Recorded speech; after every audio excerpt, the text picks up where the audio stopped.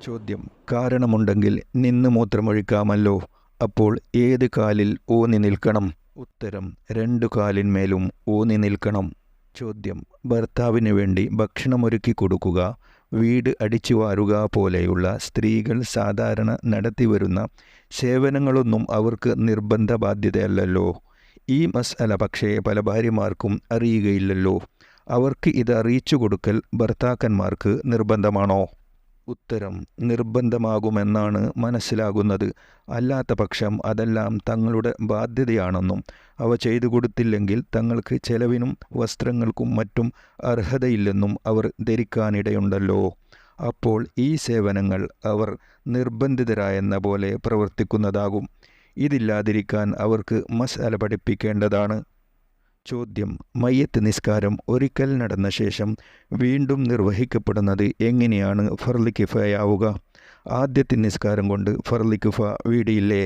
ഉത്തരം: ആദ്യം നിസ്കരിച്ചവരെ കൊണ്ട് ഫർള് വീടുമെന്നതിനർത്ഥം ആ ഫർളിൻ്റെ ബാധ്യത അവരുടെ നിസ്കാരത്തോടുകൂടെ തീരുമെന്നാണ്. അതായത് ബാധ്യത നിറവേറ്റാത്ത കുറ്റത്തിൽ നിന്ന് മറ്റുള്ളവർ ഒഴിവാകുമെന്ന്. ഇനിയും നിസ്കരിക്കുന്നവരുടേതെല്ലാം ഫർള് തന്നെയാണെന്നതുകൊണ്ടുദ്ദേശം അവർക്കും ഒരു ഫർളായ കാര്യം നിർവഹിച്ച പ്രതിഫലം ലഭിക്കുമെന്നും ഫർള് നിസ്കാരമെന്നു തന്നെ അവരും നിയത്ത് ചെയ്യണമെന്നുമാണ്. ചോദ്യം: ശരീരത്തിൽ നിന്ന് രക്തം എടുത്താൽ കുളിക്കൽ സുന്നത്തുണ്ടോ?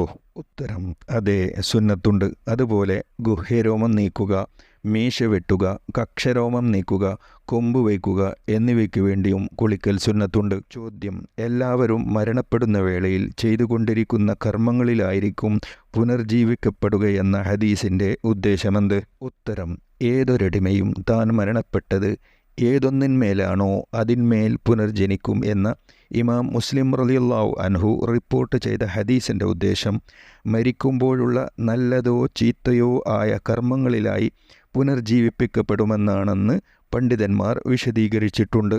ഇസ്ലാമിക യുദ്ധത്തിൽ മുറിവേറ്റയാൾ ആ മുറിവിൽ നിന്ന് രക്തമൊലിച്ചുകൊണ്ടും മുഹരിമായി മരിച്ചയാൾ തൽബിയത്ത് ചെല്ലുന്നവനായും പുനർജനിക്കുമെന്നും ഹദീസിൽ വന്നിട്ടുണ്ട്. ലഹരി ബാധിച്ച് മരിക്കുന്നയാൾ ഖബറിൽ പ്രവേശിക്കുന്നതും ഖബറിൽ നിന്ന് എഴുന്നേൽക്കുന്നതും ലഹരി ബാധിതനായാകുമെന്നും ഹദീസിലുണ്ട്.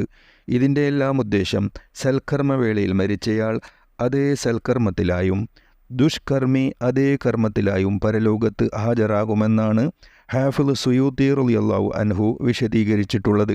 അതല്ലാതെ ഓരോരുത്തരും താൻ ചെയ്തിരുന്ന തൊഴിലിലായും അതിൻ്റെ ഉപകരണങ്ങളുമായും പുനർജനിക്കുമെന്നല്ല. ചോദ്യം: പുണ്യസ്ഥലത്ത് പ്രവേശിക്കുമ്പോൾ വലതുകാലും മോശമായ സ്ഥലത്താകുമ്പോൾ ഇടതുകാലുമാണല്ലോ മുന്തിക്കേണ്ടത്. രണ്ടും തിരിയാത്ത സ്ഥലത്ത് പ്രവേശിക്കുമ്പോൾ ഏത് കാൽ മുന്തിച്ച് പ്രവേശിക്കണം? ഉത്തരം: വലത്തതിനെ മുന്തിക്കണമെന്നാണ് പ്രബല വീക്ഷണം. ചോദ്യം: ആക്രമിക്കപ്പെട്ടവൻ അക്രമിയുടെ മേൽ കേടായി പ്രാർത്ഥിക്കാമോ? ഉത്തരം: അക്രമിയുടെ മേൽ കേടുകൊണ്ട് പ്രാർത്ഥിക്കൽ അനുവദനീയമാണ്. ചോദ്യം: ആദ്യ വിവാഹം ചെയ്ത ഭാര്യയിലെ മകനെ കൊണ്ട് അവളുടെ മരണാനന്തരം രണ്ടാം വിവാഹം ചെയ്ത ഭാര്യയ്ക്ക് ആദ്യ ഭർത്താവിൽ പിറന്ന മകളെ വിവാഹം കഴിപ്പിക്കൽ അനുവദനീയമാണോ? ഉത്തരം: അതെ, അനുവദനീയമാണ്. പ്രസ്തുത മകനും മകളും തമ്മിൽ വിവാഹം നിഷിദ്ധമാകുന്ന ബന്ധമില്ല. മിക്ക കർമ്മശാസ്ത്ര ഗ്രന്ഥങ്ങളിൽ നിന്നും ഇക്കാര്യം ബോധ്യപ്പെടും.